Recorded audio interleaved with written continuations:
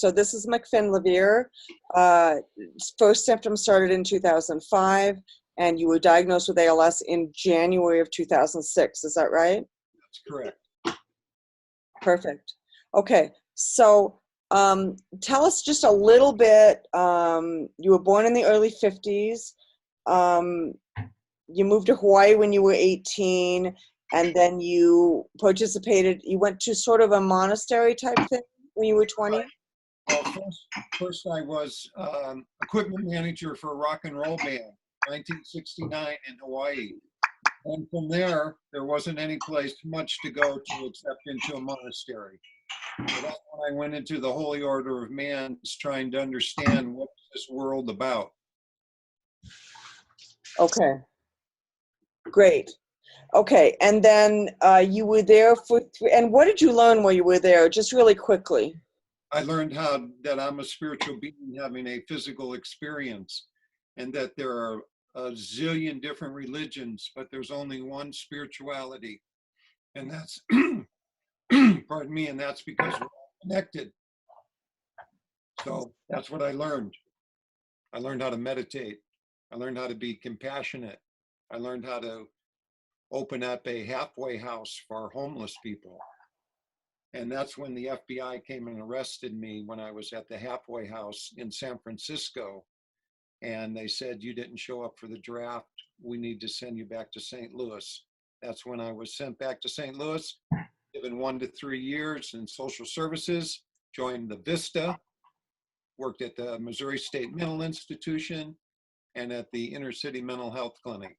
I served my time. I went back to the judge after 9 months and said, if you let me go today, I promise you I will serve mankind for the rest of my life.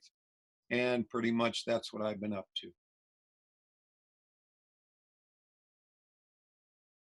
Okay, fantastic. Oops. Finn, you need to, oh shoot, I think I blew it. I'm sorry. Unmute all. Yeah, I just have to mute someone else. Allow participants. Okay, perfect. Okay. All right, Finn, could you unmute your microphone? Because I muted everybody. You just have to unmute yourself. Got it. Beautiful. Thank you. Okay. So everybody should be muted except for me and Finn. Perfect. And nobody should hear any background noise. Thank you so much for the information on the background noise. So, okay. Anything else, just put it in the chat and we'll just kind of do it. Any questions you come up with, if all the participants could put them in Q&A. If you look at the bottom of your screen, there's a little Q&A thing. And if you think of questions, and you can save them till the end. But rather than, if you want to chat with each other, go to the chat. But if you actually physically want to ask a question, and we're going to then just put it in the Q&A box. Okay, perfect. Okay, so Finn, let's continue the story now. They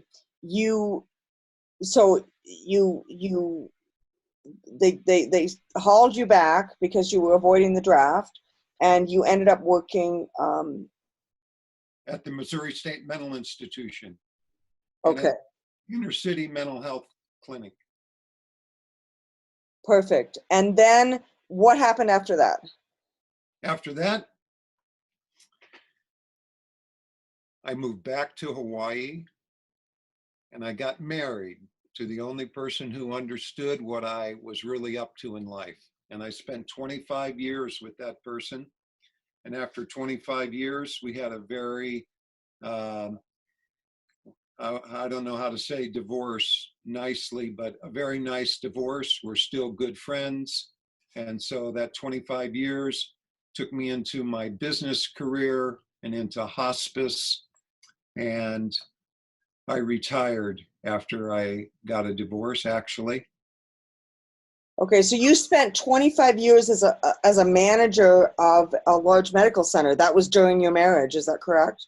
That's correct. Fremont Medical Plaza in Yuba City, California. Okay, cool. All right. And then you retired in 2000 at the age of 50. Yes. And then you got divorced in 2000 also. Yes, I did. Okay. And then you were looking for a place to live, and through Mona's daughter, you actually started living in a trailer in her house, in her yard? Actually, I went, I needed a place to stay. Mona was going to Burning Man, and she said, I have a house. My daughter's going to be there. She needs somebody to stay with her. You could stay at my little farm for the next week.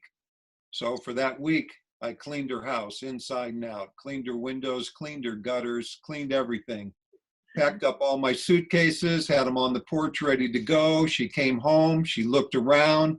She said, I got a trailer down in the woods. You could put your stuff down there. And now it's been 20 years. This week, that'll be 20 years. Wow, that's great. Okay, so then let's fast forward. You were retired.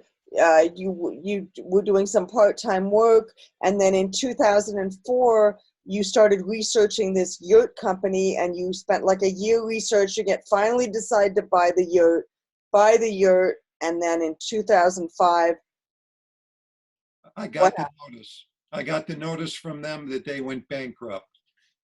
A gentleman called me who owned the building and said, there's some parts in this building with your name on it. If you want to come here, you could finish building the rest of them, but you're going to have to put that yurt together yourself. So I went and finished building all the parts, brought it home, started to put it together, could not get the floor level. And that was the day that I told my helper, I said, I'm not coming to lunch today. And I went down in the woods and I just started crying. It was so stressful. And I went inside and I told my wife, I said, Mona, we have to get carpenters to finish the yurt because it's driving me crazy. 30 days after that day, I started to lose the grip of my hands. And within another month or two, my legs started to wobble. And that's when I started seeking out medical help. Okay, so this was basically 9 months of stress because you had never dealt with a yurt. So what really brought this on was really from January until August, September, huge amount of stress. Right. In your life, like huge. Huge, enough to make me cry and to lose my grip.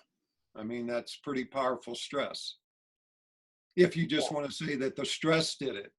But it seems like the stress was the beginning of a, of a much deeper illness.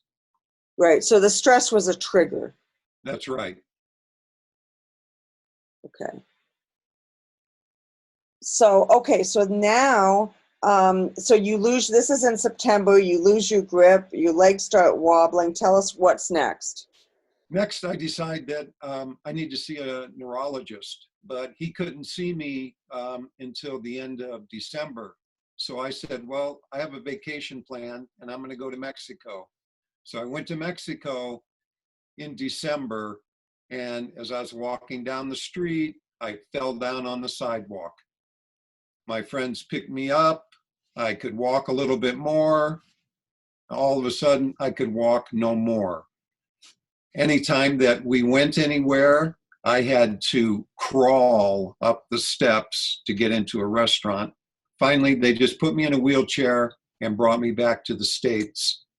And I basically never got out of the wheelchair again. Hold it. I apologize. Scott, you just started screen sharing. Could you undo your screen share? Oh, are you showing? Oh, you are. You're showing pictures. Is that what you're doing?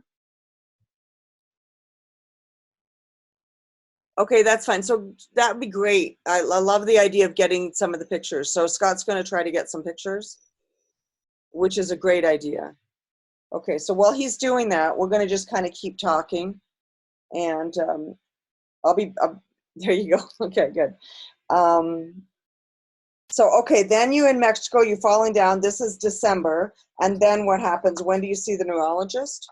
And then on January the 3rd, 2006, I went to see the neurologist. Okay. He examined me and told me on the 10th, I want to do a nerve conductivity test on you. I came back on the 10th.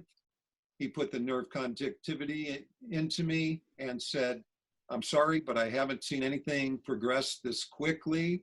Your nerves are dead and they're dying, and there's nothing that can do to bring them back. I was devastated. I told my daughter when we left the office, I hope this gentleman is a liar, because this does not sound good. He sent me he said, you need a second opinion. So he sent me to UC San Francisco, where I saw Dr. Laser. Dr. Laser said, I believe that you have motor neuron disease, and as far as ALS, you have two things that aren't happening right now. You can swallow, and your tongue isn't twitching. So therefore, I'll just say right now, you have motor neuron disease. I would like for you to go next door to the Norris Center and talk to them about having a feeding tube installed now while you're still healthy, so it'll heal. And when he told me that, I looked at him and said, no, and was very disappointed that that's all that they could come up with. So I came back home, and the next thing I knew, I was at my medical doctors. So I had two neurologists, weren't being very helpful. I went to my medical doctor, and he looked at my report and said, I can give you antidepressants, sleeping pills, and pain pills. And I got my prescription, came home, I took them one day, and then I called him up and I said, listen, I don't want to take these. I have cannabis oil and I smoke marijuana, and both of those seem to help me a lot more than I think your pills will. So no pharmaceutical pills, just the marijuana and the cannabis oil. The last thing the doctor wanted to talk to me about was hospice. So you're going to die in a year and a half from the first neurologist. The second one said, you need to have a feeding tube put in right now. And my doctor said, let's talk about hospice. So at that point, I wanted to die. That was in February. It was around Valentine's Day. I remember Valentine's Day very clearly. I was left by myself that day. My wife came home in the early afternoon, and she brought me a strawberry dipped in chocolate. She brought me a cookie, and she brought me a new sheepskin for my wheelchair. And I looked at her and I said, Mona, I think I'm going to give up. I said, I really can't take this. I want to die. And that's when my sister informed me that she had a friend in Oregon. I could sign a lease for a house there, and I could get assisted suicide pills, but it would only be when you had 6 months left. So I thought, well, when I'm about 6 months left, I would rather die than have to go through the last 6 months of this. So I was completely lost. And that's when my friend called me up and said, you need to go to a naturopath. I said, a naturopath? I said, this is serious. I said, who's a naturopath? She said, listen, there's a naturopath in Grass Valley, Whitewater Naturopath. You got to go see them. And I just put it off, and I put it off. And finally I knew she was going to call me every day. So I knew that day she'd be calling me at 2. So I decided to call the naturopath. And what a nice gentleman. He talked to me for 20 minutes on the telephone. He made an appointment for me to come in and see him. And I can't tell you how grateful I am to Dr. Greg for everything that he did for me. So when I went in to see him, I brought my records, and he started to go through them. And that's when he came to the point where he said, oh, you had a lead test done. I see it was done with a blood. He said, blood will get current lead, but if it's, he said, lead is really stored in your fat and your bones. And to get a true reading, you should do a chelation test. So I did. Well, he said, take these chelation pills, take one and see how it affects you. And if it doesn't affect you adversely, then I want you to take 6 of them. And then I want you to pee into this jug for like 6 hours. We're going to send this off. They sent it off, and it came back that 5 is normal for a person, and my lead level was at 49. So then he went down 2 more paragraphs, and he said, well, look, let's look at your B12. He said, your B12 is 229, and the chart goes to 1100. So if you're at 229, that means that you're basically out of B12. And 1 paragraph below that, it says anybody under 300 could have some type of neurological damage, under 350, excuse me. So I went back, so I thanked him and went back to my normal doctor, and I said, Doc, I have new results for lead test. And I showed it to him, and he said, I don't know the company who did this test. I don't know the procedure that they use doing the test. So I cannot comment on these figures here in front of me. So just to clear, your regular medical doctor said your lead levels were fine by testing your blood.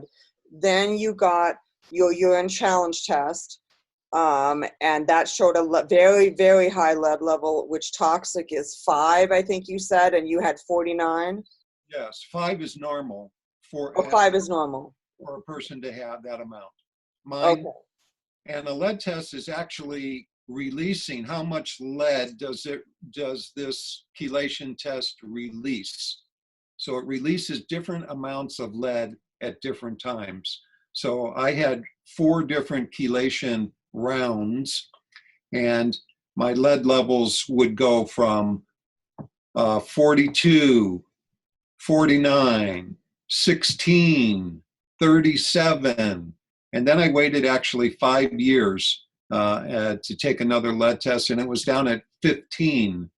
So I realized that I was not getting the lead from my well or from my surroundings. I really believe I got the lead as a child in St. Louis, Missouri. I had a very hard time in school trying to read, write, and do arithmetic. So that was my lead test and my B12 test. And so I started chelation therapy. And chelation therapy is 9 days. You build yourself up with all the minerals and supplements that are prescribed. And then for 5 days, you take that chelation and you strip every mineral out of your body.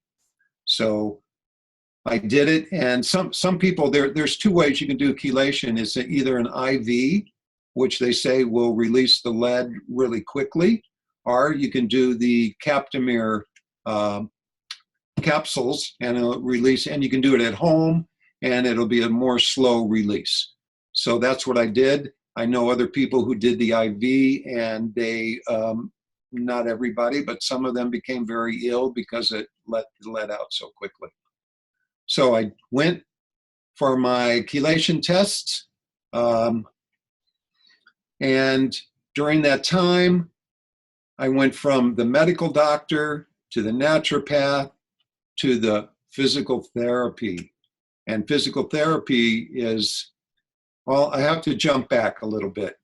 I have a quick question too before you do that. Like, so you went to see the naturopath early March, right? Yes. And then when did you start the chelation? No, the naturopath came in. No, you're right. Early March, I went to the naturopath. Right, and then when did you start the chelation treatments?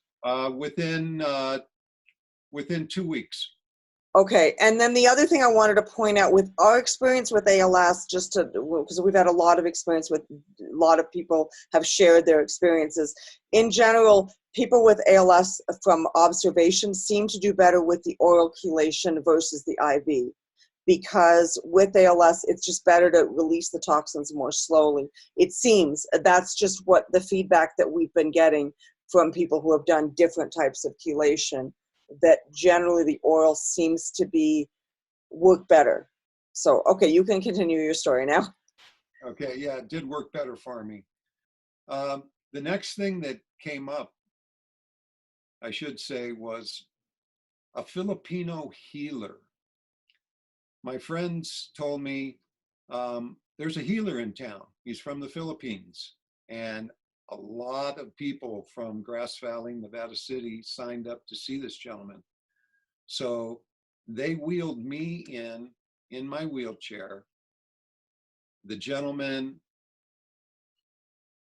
said, onto the table with you.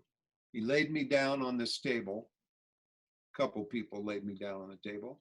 He put some oil on me. He made me say the Our Father with him really loud.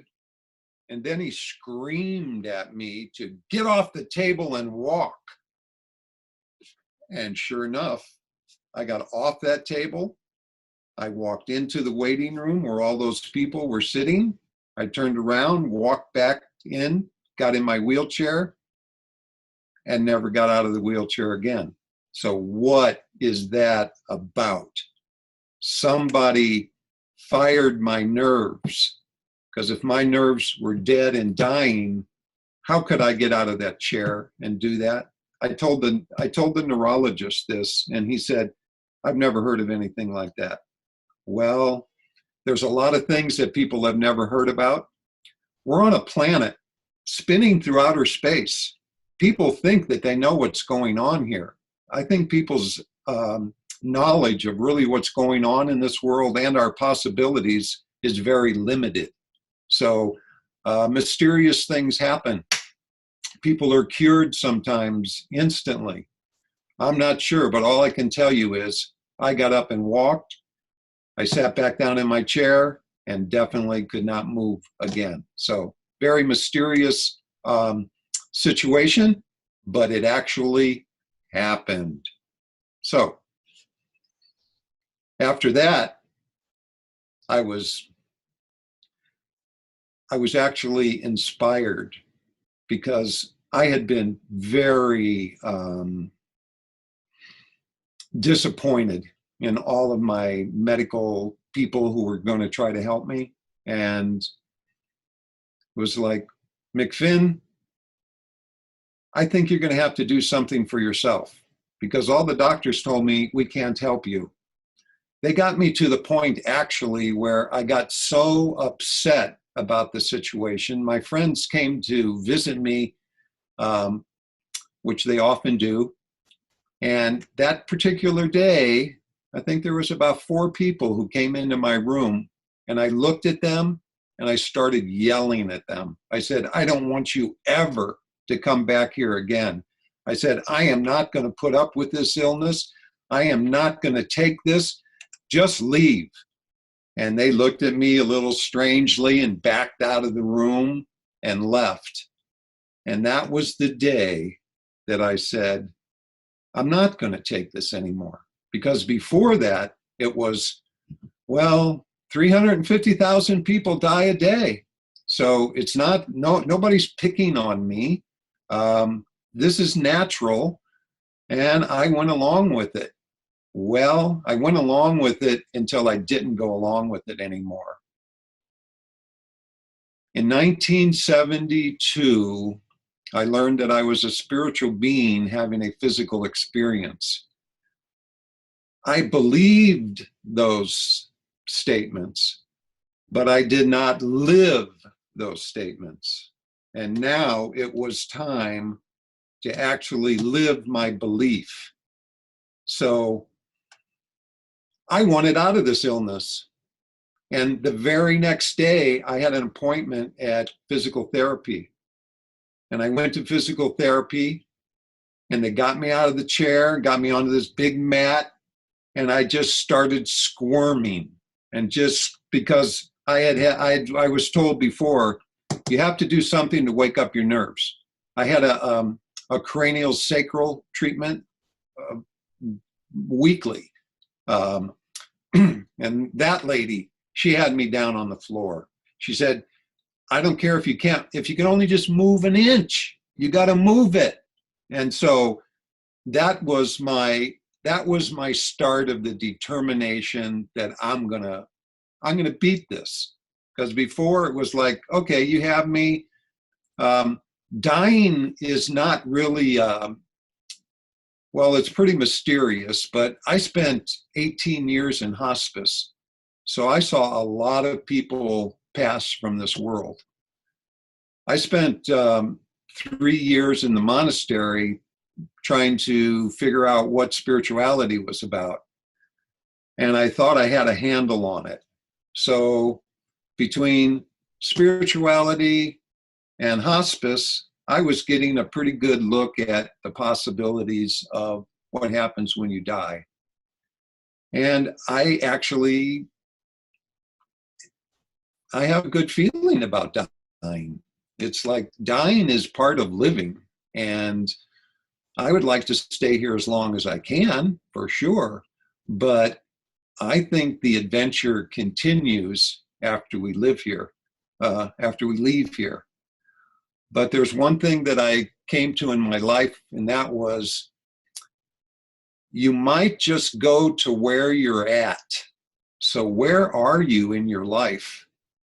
Well, my life was believing, but it wasn't so much acting on those beliefs. And now it was time to actually act on my beliefs. And that's when I just took my illness into my own hands, said, I'm responsible for this. I'm responsible for getting myself out of this. And inch by inch, with a lot of other people helping me, like the Ayurvedic people who came and laid me out, put their oil on me, 2 ladies at once giving me my massages. Deborah, who came every week to give me my massage. The cranial sacral lady who came, and she had a ball, a big rubber ball that was inflated, and she would take half of the air out of it and get me up and lay me over that ball and try to move me back and forth, just trying to touch my nerves. Something worked. It wasn't for a while, but something started to bring my nerves back.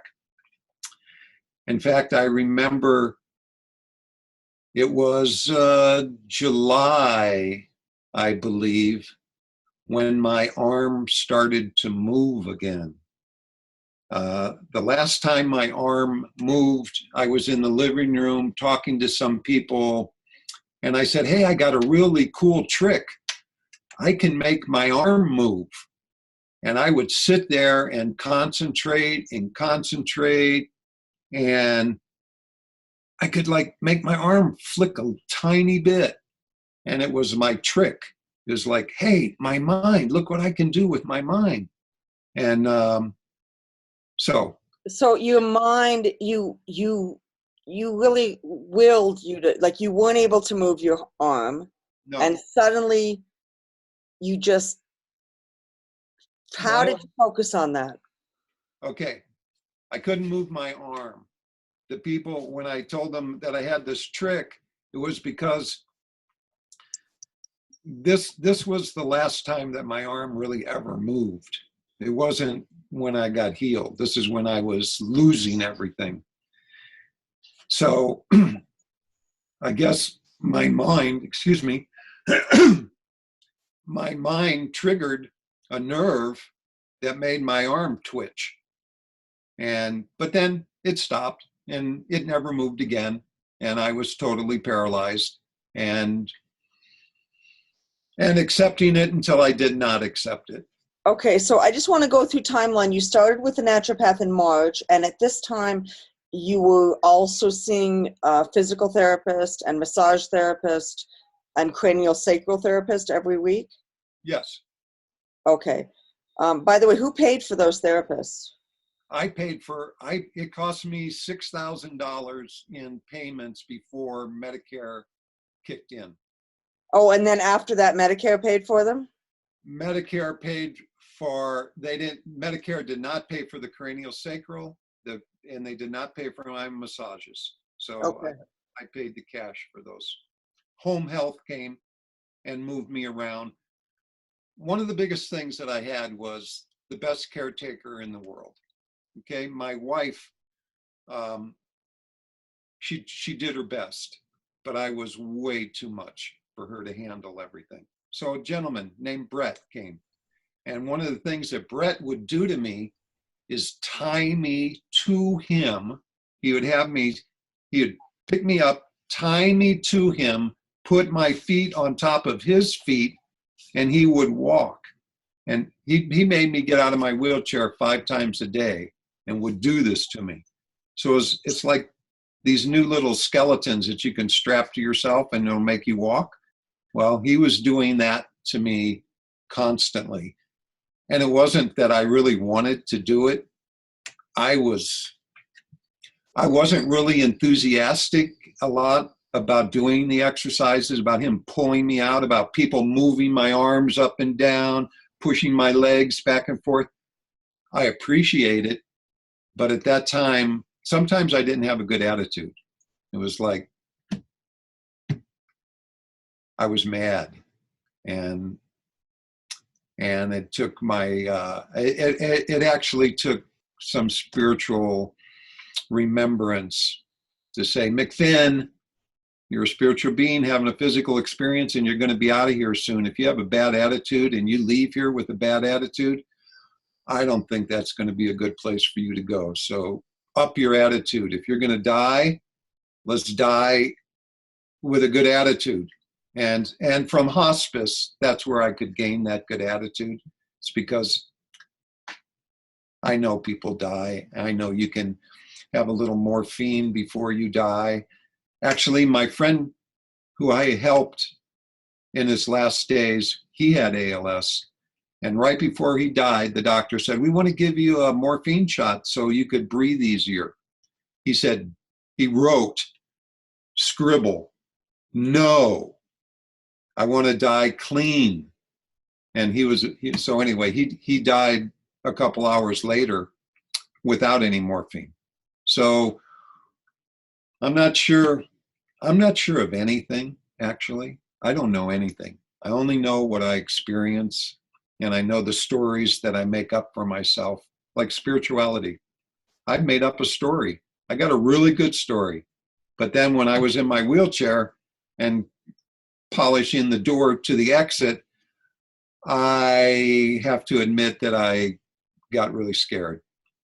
And thank God I had a friend who brought me a book. And that book was Between Death and Life. And that book had past life regressions, things of that nature. Talked about people who had gone to the other side and come back. That book helped me so much. I would have it would just be open to a page, any page, and there'd be a weight on it. And I could pull my wheelchair over there anytime and look and read a little something. And that book actually inspired me to fight. So what was the author of that book? Barbara Cannon. Okay. And it just showed me that possibly there's much more to life than we see. And do you want to be interested in it? Here's some literature to read. So I don't like to read, but that was questions and answers. And yeah, so could that be Dolores Cannon instead of Barbara Cannon? Yes, it is. It's Dolores. That's what I thought. Okay, good. Okay. Thank you. Okay. So I'm just trying to get timeline again. You started with the naturopath in March. When did you hit the healer? When did you see the healer? The energy healer from Philippines? In June. Oh, in June. And that kind of triggered your Aha moment. It- high moment. So it was really after you went to the energy healer right, that you got inspired and said, I'm going to beat this. right. Because So my one thing, question is, do you think it was the changing of the mind, or do you think that the energy from the energy healer? two things happened. I think the neurologist who told me that my nerves were dead and dying and could never come back was one opinion.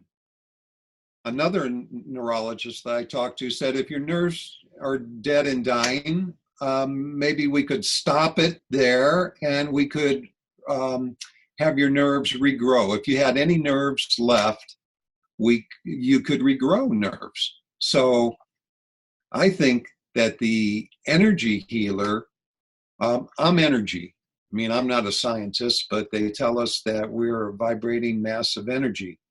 I believe that I got an energy charge that connected some nerve that let me get up and walk.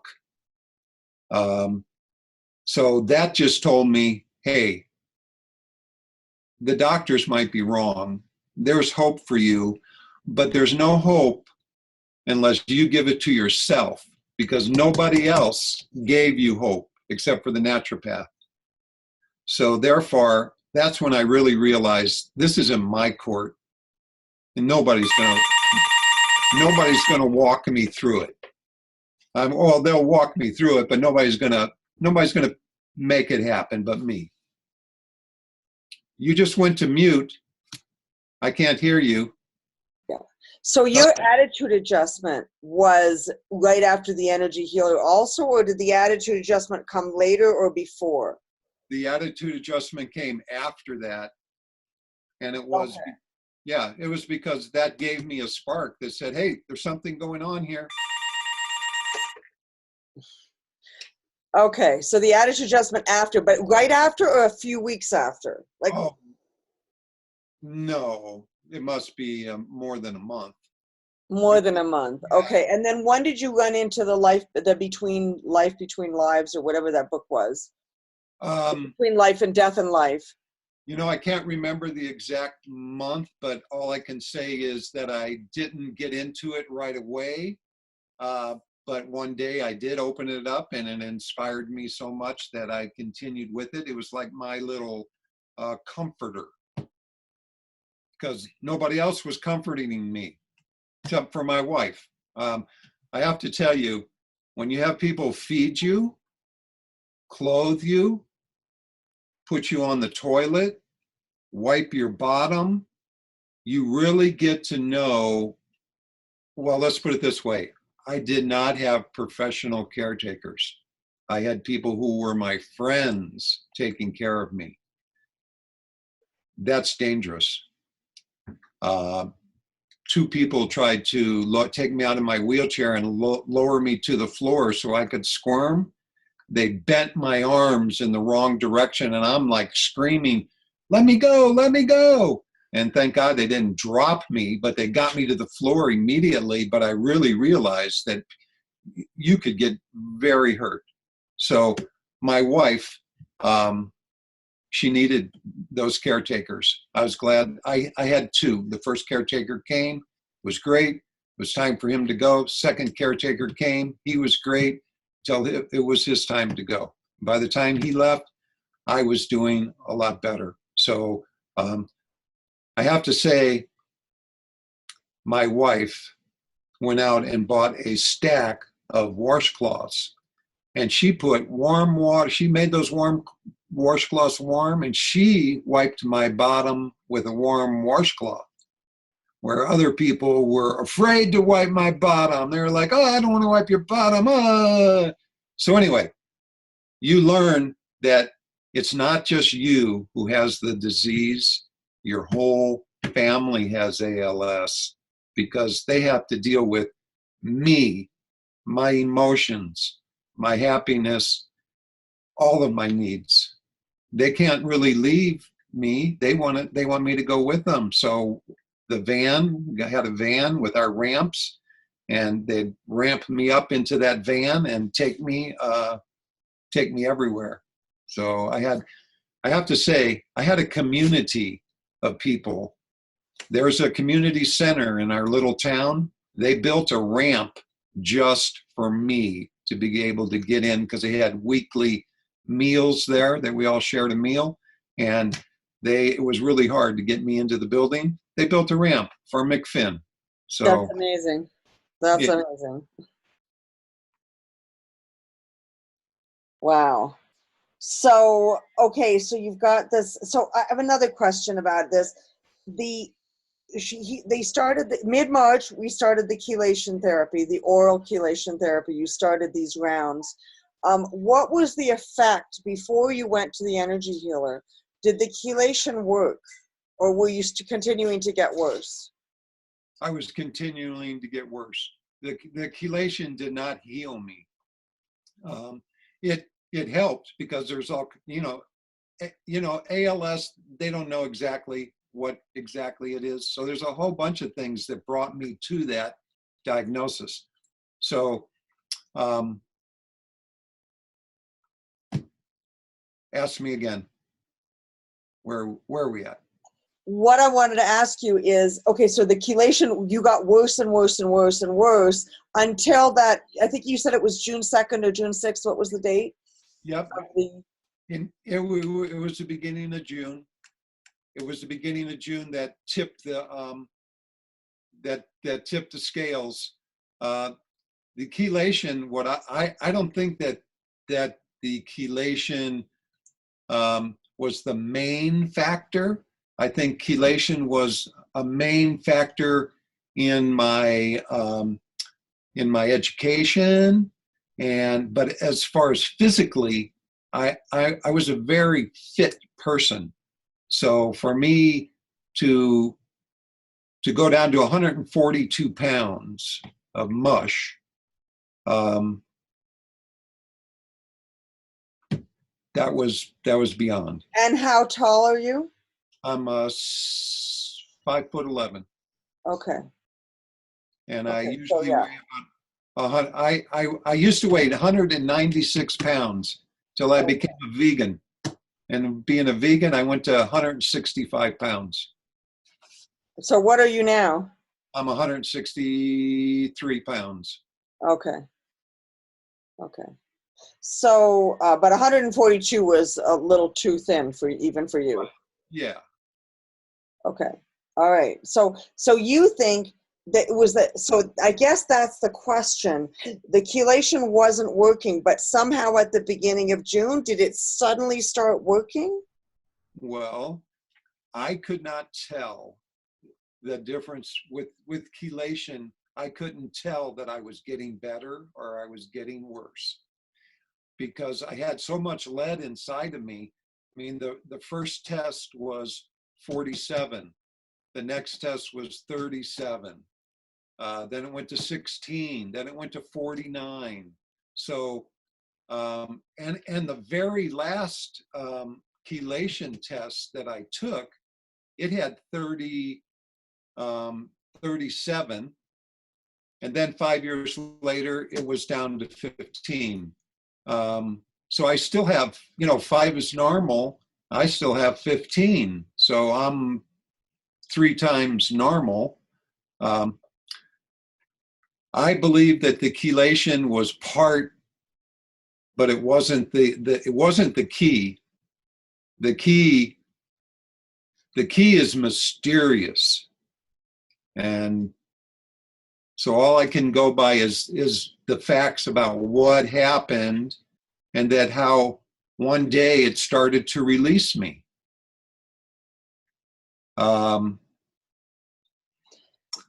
Did you feel at some point that you would, if you chose, you kind of, after that energy healer kind of gave you a shake, it sounds like it really gave you a shake, you realized that your thoughts, it was up to you. Right. So at that point, do you feel like had you decided to continue to be angry, you would have just kind of continued to go downhill? I did not continue to be angry. I changed my attitude, and I think going downhill stopped the moment that I told the people to leave and don't come back and see me. Because before that, I had a mental block that I accepted the illness. Accepting your illness doesn't inspire you to change it. It wasn't until I was inspired when the gentleman helped me to walk for, maybe I was on my feet for a minute. That was enough to tell me that there's something else going on here and you better deal with this. You just got a sign, because that was the only sign that I got during my illness that you could turn this thing around. So from that sign, I took it, and well, not immediately. Nothing, this is 13 years ago. So I'm a little, I haven't looked at all of these records for 13 years. So to bring all these together for this conference, it really rattled my memory. And I'm extremely proud of myself. And I'm really happy that I can be sitting here today, moving my hands and telling you folks this story, because the doctors are good for what they're good for, but I really had to leave the typical medical world, because my medical doctor said, we don't do chelation. I'm like, really? They said, no, not unless you're at 45. And I'm like, okay, well, I'm doing chelation. And so, but you were at 59, so I'm surprised that but they do, the regular medical doctors will do it above 45 then. Right. Yeah. Interesting. Yeah. Interesting. So they would have done it, but you decided to go with the naturopath, which frankly, I would do also. Definitely. Well, the naturopath has a different take on medicine, because they're about your vitamins, your food intake, your mental health, a lot of these things that the doctors kind of mention to you, but they don't go in and say, okay, let's get you on a vitamin. It's like I was a vegan, but I was a very poor vegan. Only vegan to me meant I'm not going to eat cheese or eggs or milk or meat. I'll eat anything else. Well, I didn't know what a whole protein was. I didn't know that you had to mix lentils and rice to get a whole protein. I was just eating nuts, salads, bread, pasta, not really thinking about my diet. Well, my diet now is, I was going to say it's perfect, but it's not perfect. But I tell you what, I try to eat chocolate every morning. I make my own chocolate. Chocolate is a superfood. It's really good for you.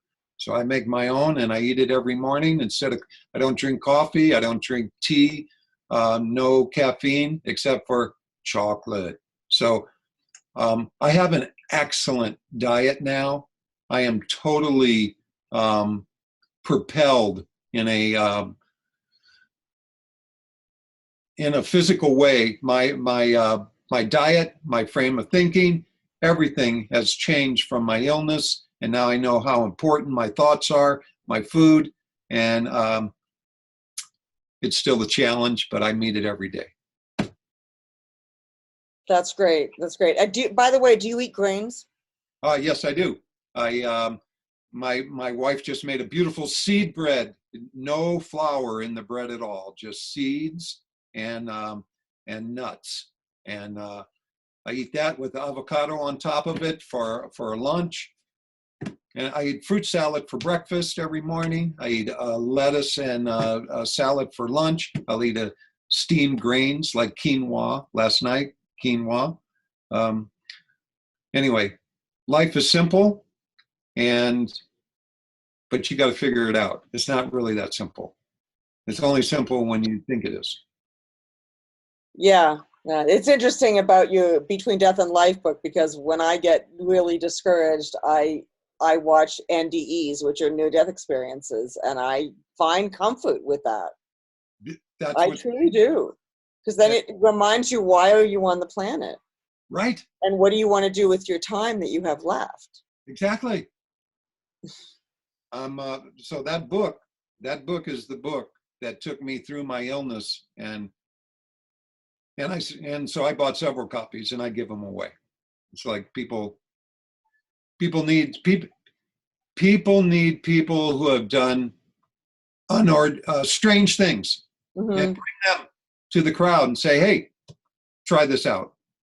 So one of the best things about my illness was I found comfort in marijuana. Marijuana was the only drug. I mean, once in a while I would take a muscle relaxer or something of that nature, but basically cannabis oil and smoking marijuana was my comfort. And my friend came though, and he told me, he said, you know, you're wheezing from smoking all that pot. And I said, yeah, you're right. He said, you need a vaporizer. And so I got a volcano vaporizer. My wife would push me up out of the bed at night, and I would drop my foot, my toe, onto a power strip and turn on a button that would turn on the vaporizer. That I had a tube instead of a bag hooked to it, and I'd bite it with my mouth, and I'd inhale it, then I'd spit the tube out, and my wife would lower me back into the bed. So I thought that was a lot of complication. So after I got fixed, I decided I needed to invent something that would help people smoke and be healthy, because there's no amount of smoke that's healthy. So this is called the McFinn Original. It has organic cotton. First, it has activated virgin coconut carbon. Then it goes down into a water chamber. Then it comes up through this organic cotton, and then it comes to you. This is the only pipe in the world that has a science report done on it. I have a pesticide report and a smoke report, and it is amazing. So there's the McFinn Original. I smoke it every day, and I don't wheeze and I don't cough. And when people smoke this, the first thing 95% people say, that is so smooth. So when you see this, then you see what it's actually taking out. So there's your cotton, and there's your carbon. You can see the grease and grime. So those are the things that are not inside of you. So this was my invention because of my illness. I went to the factory and I showed this to the gentleman. I said, I have people who can't smoke, and I have this invention. Can you help me connect this to something? And he said, yeah, come into my factory. And I went into his factory. I found all the parts within 6 months that I needed. This was born in 6 months from the day I started. And all I can say, it's 8 years later, and my wife and I receive royalties every month for this pipe. So if you're going to smoke, you better smoke healthily. Yeah, so you're going to bring that to the conference with you, right? I sure can. That'd be great. That would be terrific. So Fantastic. I want to, let me see, cannabis, I want to make sure we didn't miss anything, and I'd like to open it up for questions. So actually a couple questions, and if we think of anything we missed. So the first question is, when you started seeing the naturopath, did you avoid any specific foods other than caffeine? No, when I saw him, my diet was the vegan diet, and no, all I can say is I had a vegan diet and it was excellent. Right. And once you started with the naturopath is when you changed your crummy diet to a good diet. Well, When did you change that? I actually changed it probably with him. Um, that's when I noticed that I had to pull out everything, every stop that I could to help myself. And so actually my wife is a very educated person in food, and she's the one who started directing me to whole proteins, and that kind of food. So it was a loose vegan diet before I was ill. It was a more complete, healthy vegan diet afterwards. So my question is, after the naturopath, but before the energy healer, did you change your diet? And some then, but not as much. And then after that, you kind of brought it up a notch? I can't tell you exactly how that happened because I can't remember the sequence of that. Only knowing that the more healthy diet, since I was ill and trying to get better, that I better make sure everything that I put in my mouth was helping me. That's all I can say about that. Okay. Do you cheat once in a while? I definitely cheat. If I can't taste the butter or the white sugar in a cookie, I might have a bite. But basically, that's all. I really take it serious. Anything that I put into my mouth, it better be good for me. And there's so many good things out there. Macadamia nut burgers. What more can you ask for? Fantastic. Great. Okay. I'm going to look and see if we've got any more questions. Okay. Type answer. Okay. So any other specific foods that you avoid other than caffeine? And obviously you're not eating meat or dairy except for once in a while. Is that right? Right. I don't eat any meat. I only eat dairy if it's hidden deeply, because the taste of milk is I don't like. I don't like the taste of ice cream. Luckily, those things, eggs, Yeah. So so anyway, I have a very special, simple diet, really simple. Basically, Okay. Scott was going to look for some pictures for you, so maybe he can. I'm hoping he can find them. So okay, but other than that, if anyone else wants to ask questions, just type in the Q&A box and ask questions. That would be good. And so let me see what else. I have a couple more questions. To me, it's the real question that I have is you really, what other thing changed after this revelation at the beginning of June of 2006, which actually reversed this is McFinn, that's great. Scott's got the screen share. Now, can everybody see the screen share? If you could type in the chat, let me know that you can see these pictures. Okay. So this is McFinn today. He can pretty much do everything. This is him before, and at one point you were down to 2 fingers of movement, you said. right, 2 fingers. Tell us about the Lazy Susan. Oh, the Lazy Susan. I'd have to lay my face on the side of the table and kind of spin it with my nose, and I could only eat off the side of it. It was a good idea, but it wasn't practical.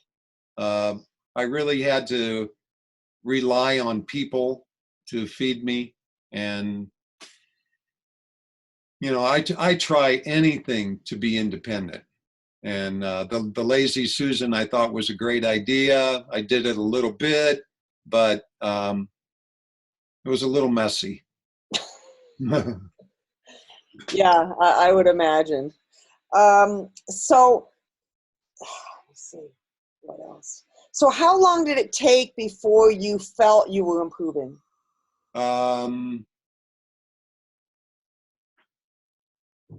Like, could you feel it from that day, or did it take a few weeks or a couple months? From what day? or you From the mentioned? day that your revelation day at the beginning of June, where you said, I'm going to do everything and anything I can to heal, because that healer had inspired you and you realized that you actually had more control over this than you thought you did. Right. And it was, I can't remember exactly what time it was that I felt I'll tell you what happened first was the first thing to move was my arm when I came back. And that was probably a month after the healer. Right. And you moved your arm how exactly? I had a really interesting wheelchair where my friend built me an extra arm that was like 12 inches above the normal arm. And I could have so it'd fit under my arm. And so I could move sideways, my arm up, before I could move my hand. That's how I would drop it onto the computer key like that. And so that's that part. Anyway, my arm slowly started to activate itself, and everything was slow. Nothing just came back. It was millimeter by millimeter. There wasn't a day that I just opened my arm up, or a day that I got out of my wheelchair and said, forget it. And I have to say that I kept falling. Once I got out of my wheelchair and started walking again, I started falling and falling to the point where I basically hurt myself the most from falling, thinking that I could walk, and then hitting a bump and boom, down on the ground I go. Okay, that makes sense. That's okay. Getting a lot of phone calls. Popular guy. Okay, so you were following. So did you use your brain though too? You mentioned there was with this arm thing. It wasn't just the shoulder thing. It was also a brain thing. Right. It was my brain working, trying to communicate with my arm. I just got to tell these people, I'm sorry, I'm on a call. I can't answer the telephone. Thank you. There you go. So, yeah. Okay, so you really made a brain effort. Now, the other thing you mentioned is meditation. You said that this is something that you've done since you were 20. Right. Did you stop doing it for a while and start again? I sure did. I stopped meditating. I stopped meditating until I needed it. It was like, I have a really simple life. And so let me just back up a minute. My life is simple, but it's really busy. So as far as meditation to me was something that I learned when I was young, but I didn't really know it. I didn't live it. I didn't live it until something went wrong. And that was when I got ill in my wheelchair, that I started living my spiritual beliefs. Before I believed them, but I didn't walk out on them. I didn't use them. I actually had a story from going in the monastery. You learn about reincarnation. You learn about multi-dimensions. You learn about all these possibilities. Well, I didn't I didn't really actively dwell into that world until I got ill. And then when I got ill, it was like, hey, you better bring out some of your past now.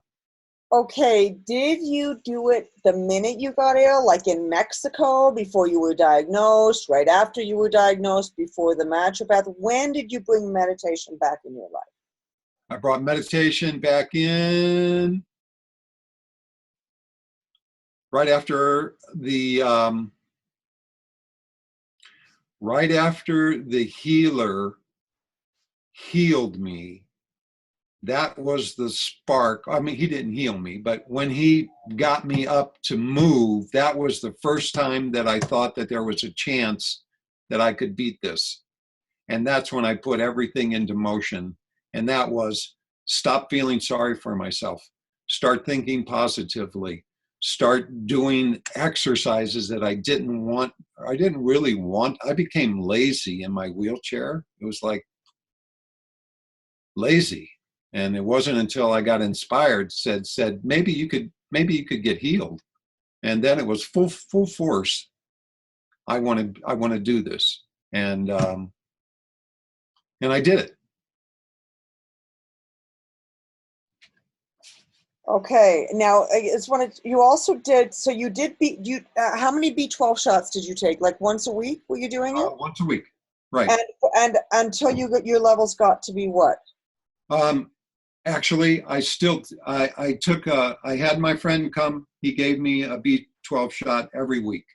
My B12, after that, we didn't realize that my vegan diet had consumed all my B12. So it wasn't until 3 years ago that I went into the doctor and they said, hey, your B12 is so low. And so I started taking, so right now I get a B12 shot every 30 days. I get a testosterone shot every 2 weeks. And the testosterone is really helpful for my muscle, my activities. So those are so my B12 now I run out of B12. I run out of testosterone. So every month now I go to the doctor and I get those shots. And are you taking supplements right now? Only D3. So no antioxidants or No. minerals or magnesium? Well, folic acid. Folic acid. Yeah. No, I know fulvic acid. Yes, folic acid. Yeah, I take that every day into my water. Okay.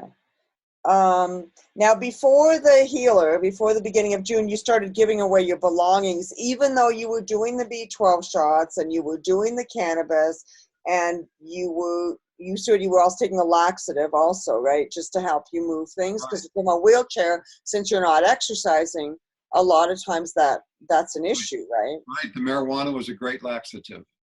Perfect. Oh, okay. So that worked. So you didn't take another laxative. You used the marijuana as a laxative. Yes, I did. Perfect. And you started giving away all of your things before this healer. Even though you were doing the naturopath, you had decided you were going to die. Right. It was, yeah. And so, in fact, there's nothing, I told my wife one day, maybe a year ago, I said, oh, that's picture up there. That's the only thing that I own in the house. And she said, oh, no. Remember, you gave that to me too. And I'm like, you gave it to her. well, I gave it to her. I gave it to all my friends. I gave money away. I was like, I got to celebrate. And these are the dearest things I have in my life. And so for my friends, I just gave them, and they still have them. I'm glad. Wow. Okay. Now it says dental lab set up in the bathroom. What does that mean? That means that I had,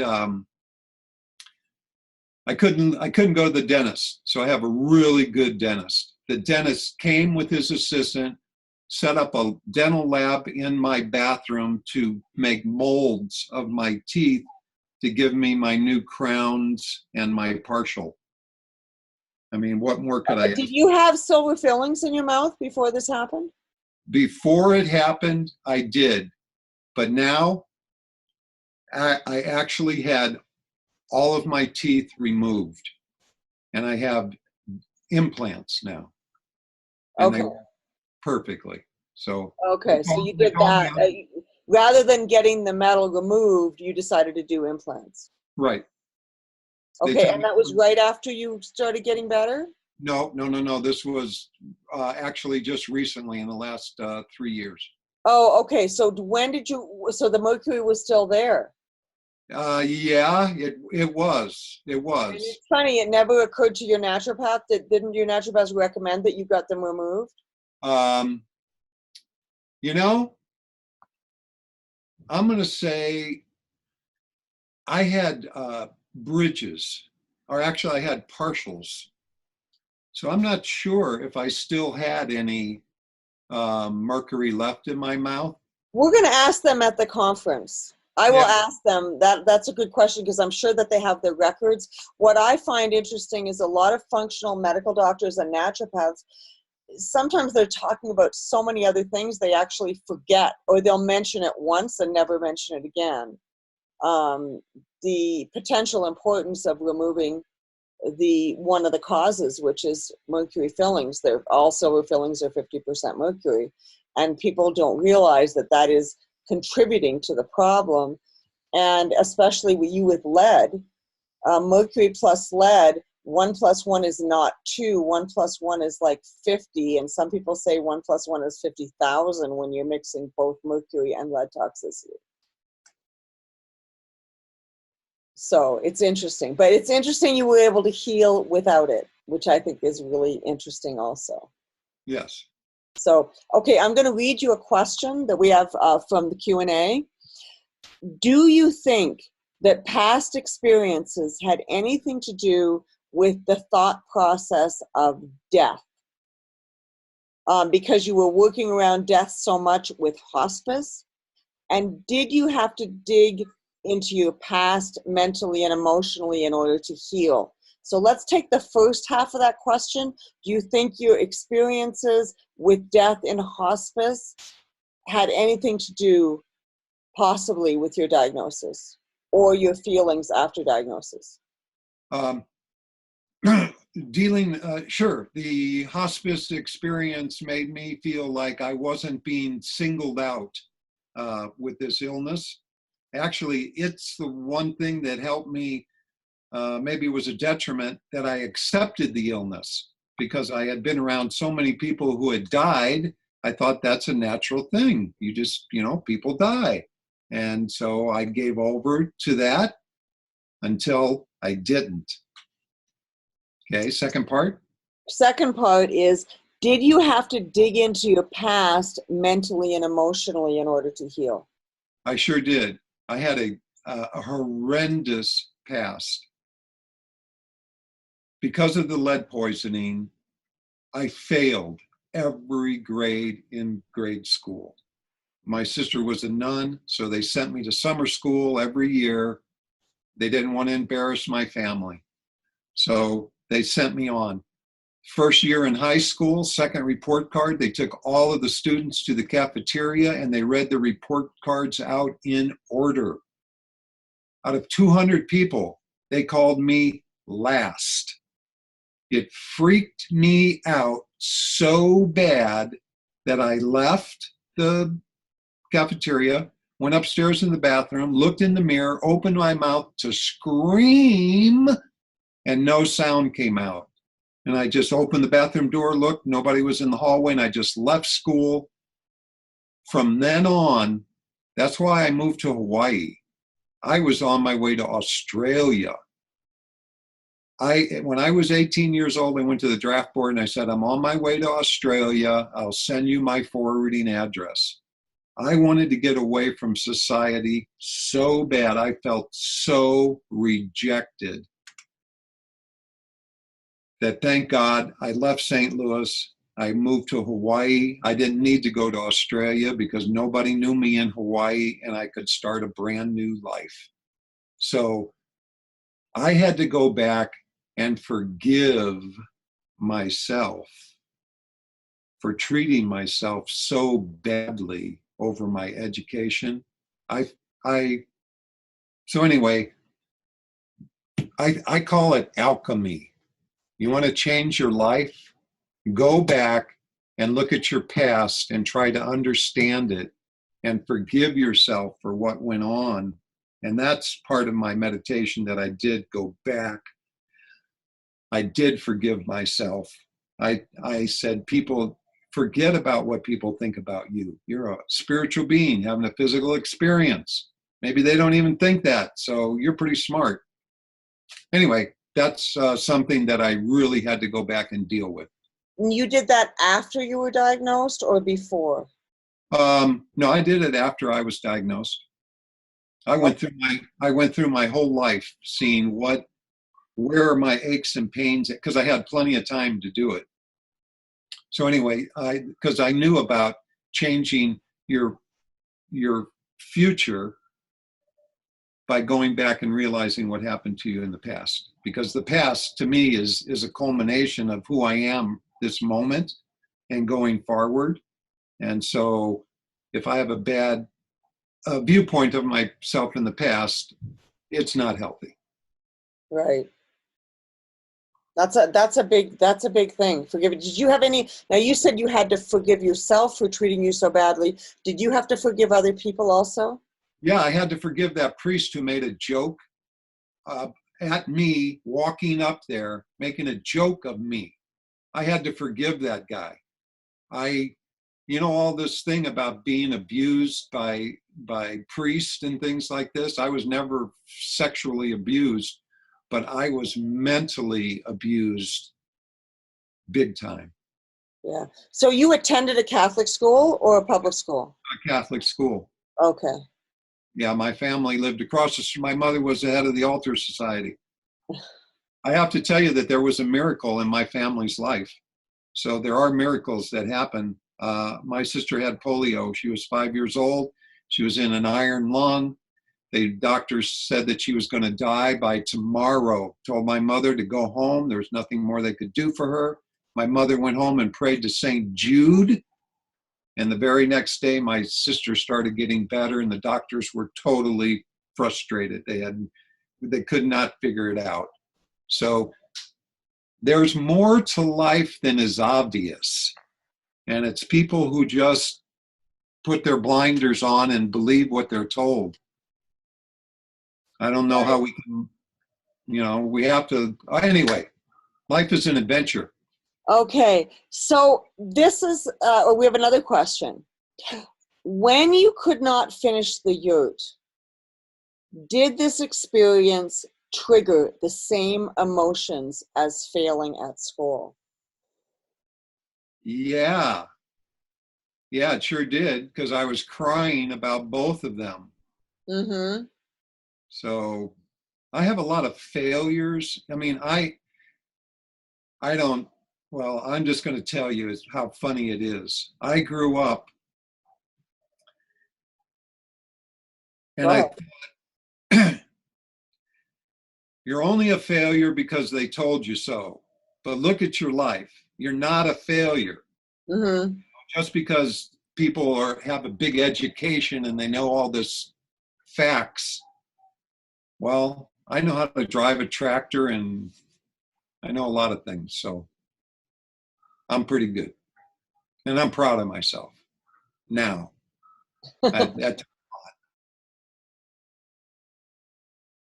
Wow. Okay. So, all right. So that passed. So you had to forgive. Were there other people in your lives you had to forgive also? I mean, how do you deal with this? Because people do dumb things, and we ourselves do dumb things. And so, do you just was there any other stuff that you in the past that you really had to get over? I had to get over thanking my parents. I was lead poisoning can make you into a juvenile delinquent. I was a juvenile delinquent. I got in so much trouble as a child, and my parents loved me all the way through it till the day that I told them I'm leaving home. I don't know if I'm ever coming back. In fact, I only came back to St. Louis maybe 8 times in my life. I Wow. never, it was such a foreign, I wanted nothing to do with it. Only my family was I concerned about. Uh-huh. Wow, that's amazing. That's really, it's incredible. Phew. Um, let me see, community support. I'm just looking at the things that we talked about, and you said being hugged was a big help. Being what? Kisses and hugs. You've got that Yeah, written down. yeah, that's my sex life. Your So that sex life, helps. yeah, your sex But when life. you were ill, what happened to that? That that was hugs and kisses. That's Okay. what happened to that. That's what that was. That little note there is that was my sex life. Those nice tender kisses, nice hugs. That was it. Fantastic. Um, so how much do you meditate today? Almost every night at about 3 o'clock in the morning. I get up at 3 o'clock each night, pretty much constantly, and I meditate from 3 till 4 o'clock, and pretty constantly, pretty much every day. Three to And do four. you go back to sleep at 4 o'clock, or you're up for the day No, then? no, I'm up. I might lay down, but I don't go to sleep. Like this morning, I've been up Uh-huh. since 3 o'clock. Wow, and when do you go to bed? 10. So Try you try only get 5 hours of sleep a night. only 5 hours. I've had a real sleeping problem, and I in fact went and got sleeping pills for it, and I took the sleeping pills a couple of times and said, forget it. I said there must be some reason. I mean, I'm very vibrant and alive with 4 or 5 hours of sleep. Um, so I'm not sure exactly what's going on with that, but I can tell you that 3 o'clock in the morning, 4 o'clock, wonderful. I It mean, is. it's a great time of the day. I go outside and look at the stars and I wave, say hello to everybody in the universe. I mean, this is a magnificent planet in a big universe, and we're magnificent beings. But for some reason, they don't teach us that. So I had to learn that on my own, that I am a magnificent being. And that happened through spirituality and trauma. Because one of the big things I learned, I'm a doer. I get up 6 o'clock in the morning, work till 6 o'clock at night, no problem. When I got ill,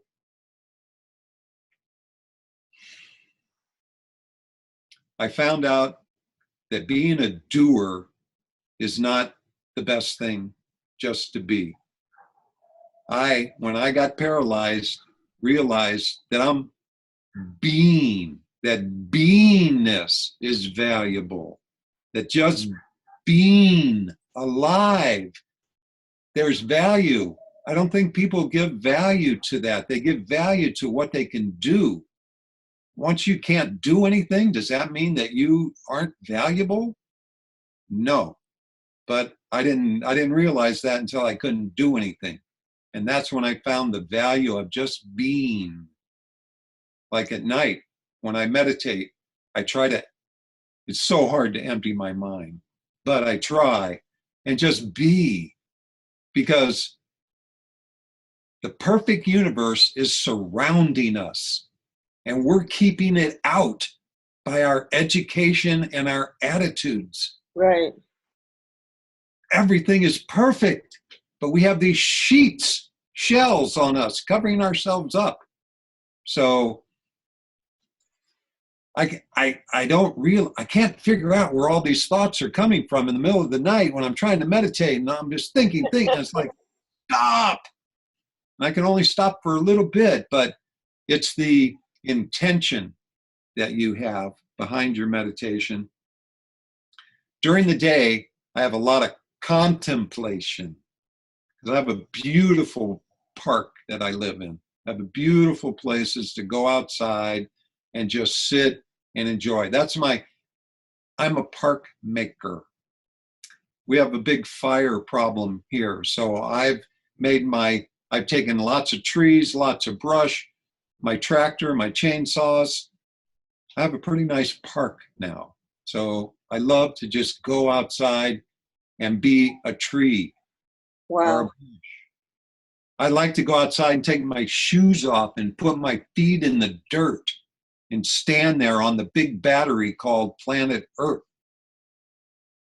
I think I had people come to dinner one night and I said, hey, what if we were 1,000 years ahead, what would we be talking about at dinner tonight? So even though we're not 1,000 years ahead, we can think 1,000 years ahead. Just know that this is a pretty low level of thinking that we normally spend our day with. One of the greatest things that I've done, I use my wife as an example of a divine being. So when I greet my wife, I say, oh, your essence is just beaming so nice today. Oh, you're light and love. I just practice this on my wife and she just glows. She just puts the big So smile. we should all be doing that with our family members that we're close to, or if whoever our caregiver is, whether it's a spouse or someone else, we should all be practicing them as divine beings, looking at them as divine beings. That's right. And we should be petting ourselves, saying, good arm, thank you so much. Hey, good leg, thank you. Life, there's a total re-education that could happen for everybody that could change everybody's attitudes. But it's almost a treasure hunt here in this world. And the treasures are everywhere if we're looking for them. But we sometimes just think that the world is eating, drinking, going to work, and doing it over again till you retire and then you die. No, this is a marvelous little planet. Do you have a sense of purpose? Did that purpose come right after before you were diagnosed and after you were diagnosed? Did that sense of purpose change? No, I've had a sense of purpose ever since I was 20 years old. Once I went into the Holy Order of Mans and started studying spirituality and multi-dimensions and all of these things that I was exposed to, I knew that my life was here for a purpose to help other people, because I had lacked that educational education, but I had a spiritual education. And once I got that spiritual education, I knew that when I went to the judge and said, if you let me go today, I will serve mankind for the rest of my life, I've done it. Because basically, I have all my needs are met. I have a beautiful home. Everything is paid for. I have time to give. So there's nothing better than helping. Don't do it for them, but help them to do it. So, right. So, do you feel like you were living your purpose during the 25 years that you were working in hospice care? Yeah. Did you feel like that was part of your purpose? Definitely, because at 20 years old, once you learn about your spirituality, you know that you're here to serve and to love and to be helpful. And if you do that, I didn't have a big education, but I had a big spiritual revelation. And that has propelled me. I'm totally excited about life every day because I believe that I'm a spiritual being having a physical experience, and all this other stuff, all that college and all that high school and all that grade school, all that stuff that I didn't participate in. Well, good. I had a different path to take. My path is shining for people. Right. And do you feel like that's what you've been doing the last 10 years since you're 13 years? Do you feel like you've been shining for people? I've been shining for people. People, this is not an ego trip. People come up to me and they say, McFinn, you're glowing. People come up to me and say, McFinn, you look 10 years younger. What are you up to? Well, yeah, I do. I pump myself. I feel like I have a little dial that I can turn my vibes up or turn them Uh-huh. down. It's up to me. Yeah. And I'm excited. I think, I think this is an amazing planet.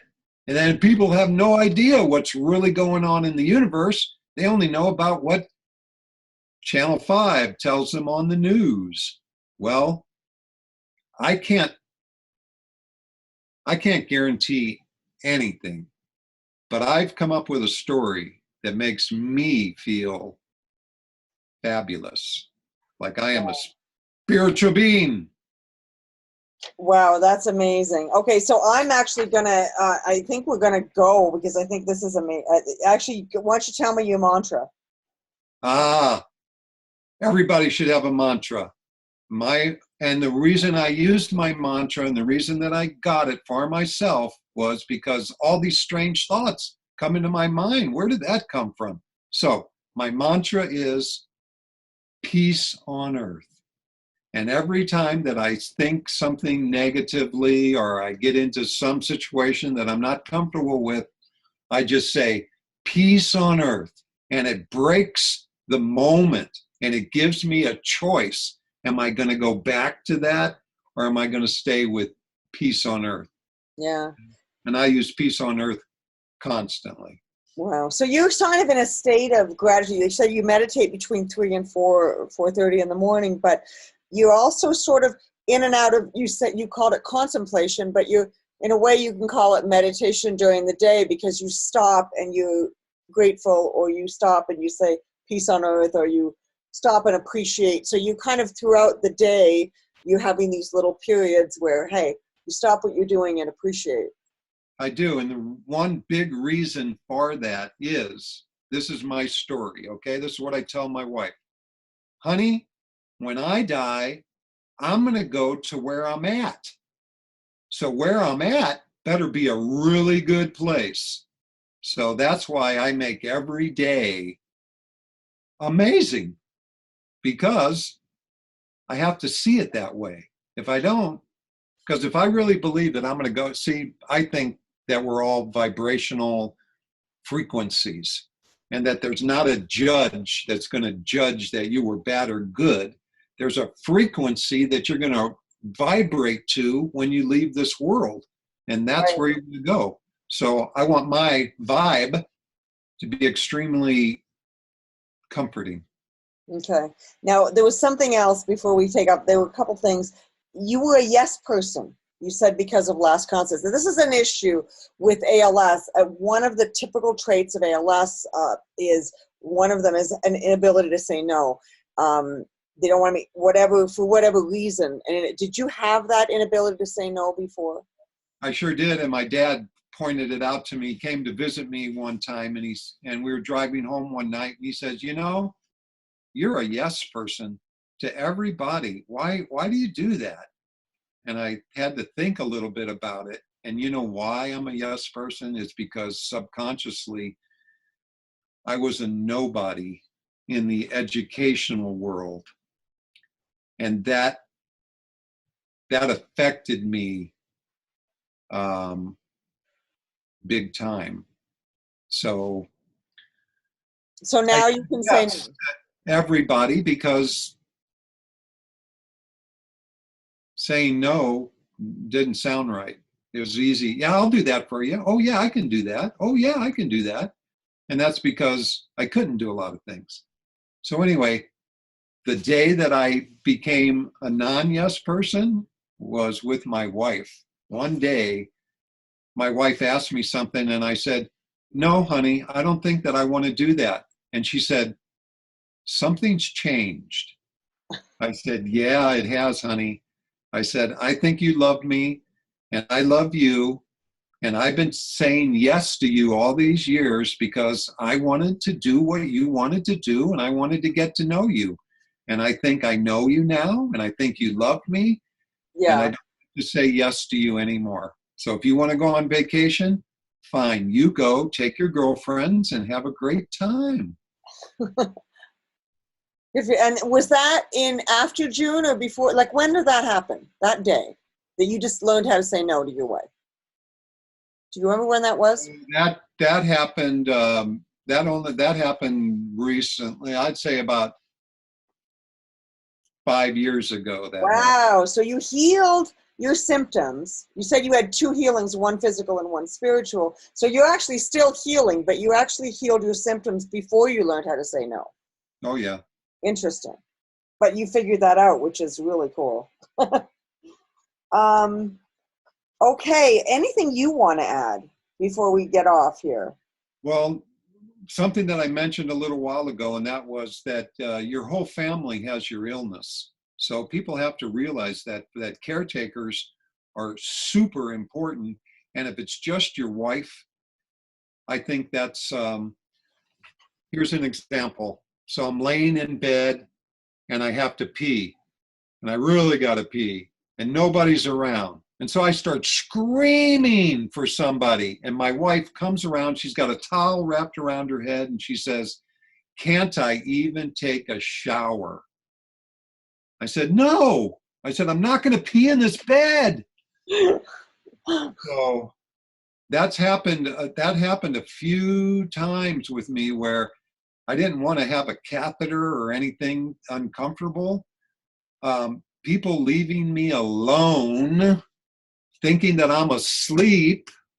One time they left and they thought I was asleep and they could go. And man, I was like screaming. Anyway, I've had my emotional up and downs. Okay. The other thing you said, which is you said you may not be able to change your illness, but you can change your attitude towards it. That's the key to my salvation right there, because my attitude towards my illness was, oh, I got ALS. Oh, I'm going to die. Oh, well, people die. Nobody's choosing me. I guess it's just going to happen. That's how come people die, because they just give up and they die. Me, I got to the point where I said, hell no. There's a couple of things that I haven't reversed. And one of them is, if you get me mad, I start shaking. If I can lose my balance. My balance and my emotional state are 2 things that didn't totally repair. About 3 weeks ago, I was on a hike with my hiking buddies, and I walked across this log, no problem. When I was coming back, I got halfway across the log, and I had to drop down on my knees and hug the log and wave for my hikers to come back and get me, because I was frozen. So those are my only 2 things: balance, and what else I just mentioned. What I think would block somebody from coming back is that their body their body is still malfunctioning, that they haven't healed it yet, because you don't want to blame the person ever. You're keeping this from happening. No, you can help it with your attitude, but not everybody has the will to have that strong attitude. So if it's still your body, if you've come a ways, like me, I fell down. I got out of my wheelchair and was walking pretty normally, but then I fell down again and had to go back into my wheelchair. So I wasn't fully healed all at once. It was definitely a gradual thing. So I think it's still physical. I don't think that people are mentally, once they started to heal,